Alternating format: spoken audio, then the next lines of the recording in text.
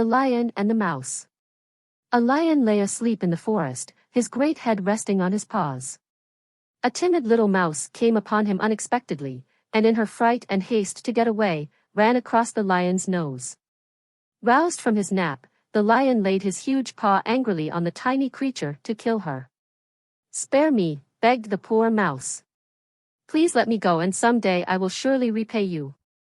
The lion was much amused to think that a mouse could ever help him. But he was generous and finally let the mouse go. Some days later, while stalking his prey in the forest, the lion was caught in the toils of a hunter's net. Unable to free himself, he filled the forest with his angry roaring. The mouse knew the voice and quickly found the lion struggling in the net. Running to one of the great ropes that bound him, she knotted until it parted, and soon the lion was free. "You laughed when I said I would repay you," said the mouse. "Now you see that even a mouse can help a lion." The moral of the story: a kindness is never wasted. Thanks a lot for tuning in. Don't forget to subscribe, hit that like button, drop a comment, and share with your buddies.